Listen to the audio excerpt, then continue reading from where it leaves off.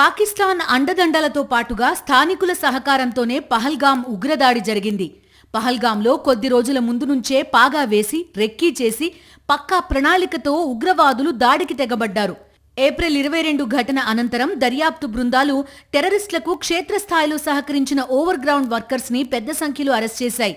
వీరిలో ఒకరు ఈ విషయాన్ని ధృవీకరించినట్టు దర్యాప్తు బృందంలో అధికారులు చెప్తున్నారు. ఉగ్రవాదులు ఏప్రిల్ 15వ తేదీనే పహల్గాం చేరుకున్నారు. ఆ తర్వాత 4 చోట్ల రెక్కీలు నిర్వహించారు.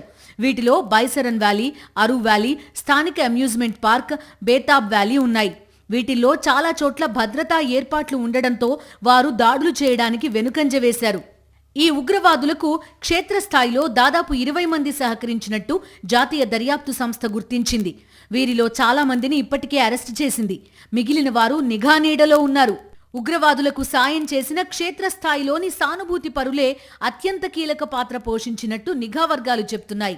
వీరే ఉగ్రవాదులకు అవసరమైన సమాచారం, ప్రయాణ ఏర్పాట్లు చేసినట్టు గుర్తించారు. ఉగ్ర దాడికి ముందు ఈ ప్రాంతంలో 2 శాటిలైట్ ఫోన్లు వాడిన సంకేతాలను దర్యాప్తు బృందాలు గుర్తించాయి. మొత్తం 2500 మందిని ఈ దాడికి సంబంధించి ప్రశ్నించాయి. వీరిలో 186 మంది ఇప్పటికే దర్యాప్తు బృందాల కస్టడీలో ఉన్నారు.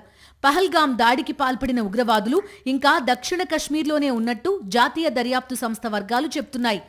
ఆ ప్రదేశంలో వారితో పాటు మరికొందరు ఉగ్రవాదులు కూడా ఉండొచ్చని పేర్కొన్నాయి. ఒకవేళ భద్రతా దళాలు వారిపై దాడి చేస్తే మిగిలిన ఉగ్రవాదులు కూడా వారికి రక్షణగా వచ్చే అవకాశం ఉన్నట్టు చెప్తున్నాయి. ఇక పహల్గాం దాడిలో పాల్గొన్నవారు ఆహారం, ఔషధాలు వంటి వాటిని తమ వెంటే పెద్ద మొత్తంలో తీసుకెళ్లడంతో ఎక్కువ కాలం అడవిలో ఉండగలుగుతున్నారని చెప్పారు. పహల్గాం ఉగ్రదాడిలో పాల్గొన్న ప్రతి ఉగ్రవాదిని అంతమొందించడంతో పాటుగా పాక్ ఆక్రమిత కశ్మీర్లో గుర్తించిన 42 ఉగ్రవాద స్థావరాలను కూడా మోదీ ప్రభుత్వం తుదముట్టించనుంది. పుల్వామా ఉగ్రదాడికి ప్రతీకారం తీర్చుకున్నట్టుగా 2-3 సర్జికల్ స్ట్రైక్స్ తో ఈ అంశాన్ని ముగించేయడానికి మోదీ సర్కార్ ఏమాత్రం ఇష్టపడడం లేదు. ఇకపై పాకిస్తాన్ తన సమస్యలతో తాను కొట్టుకు చావాల్సిందే తప్ప భారత్ మీద కుట్రలు చేసే తీరిక, సమయం కూడా లేనంతగా సంక్షోభాల సునామీలో ముంచేయాలన్నది మోదీ ప్రభుత్వ ప్రణాళిక.